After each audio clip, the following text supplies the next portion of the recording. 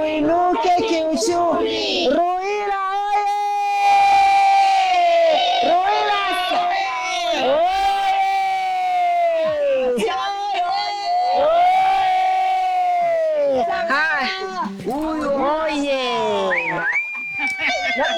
Naomba useme kwa niaba wewe kama mwanamke wa Ruvuma ambaye ni mara yako ya kwanza. Hatujaanza kufanya utalii, lakini umepata nini yani mpaka saizi?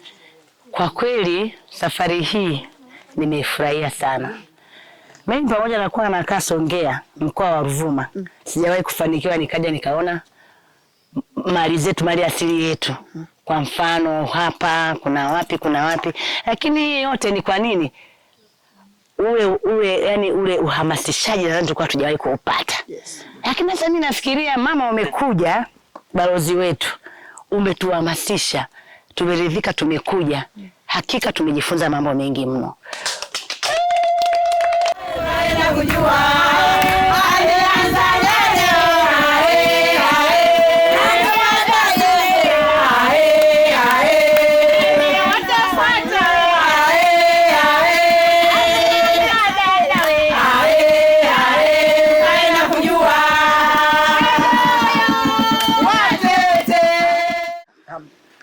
Yaani siku ya leo sijui nisemeje.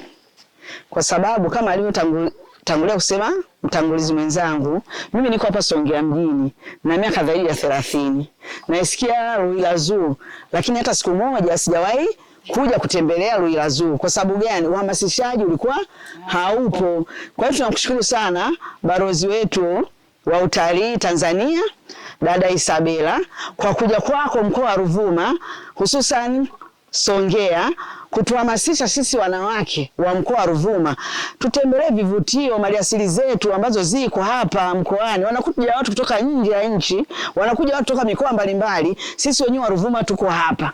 Lakini shida ni nini? Uhamasishaji. Kwa hiyo kwa kweli sisi tumejifunza, nikiwa mimi mmoja wapo, nimejifunza kuhusiana na masuala ya utalii.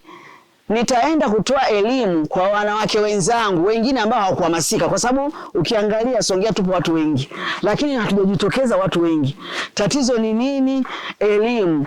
Kwa hiyo na kuomba pia balozi wetu jitahidi sana kutoa elimu kwa wanawake, wanaume, wakazi wa mkoa wa Ruvuma, watembelee vivutio ambavyo vipo katika mkoa wetu. Hongera sana balozi, Mungu akubarikie na kukulinda.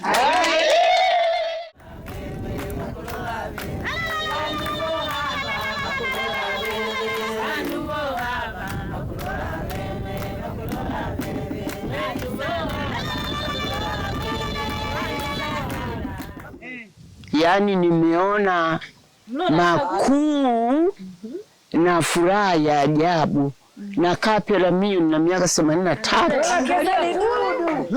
Nina miaka 83. Sikujua kuna nchi nyingine ipo huku.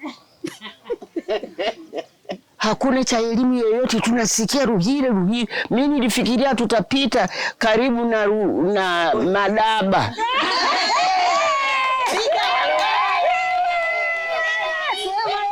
Kumbe ni karibu kabisa. Wewe dada, wewe mbane baba yule. Yule mbane baba yule. Mpaka siku moja tuwe naye katika ufunguzi wa kitu kama hiki. Sawa. Na Mungu akubariki. Amen. Asante sana. Uendelee na kitu hiki kitokee. Sawa. Asante sana. Asante sana.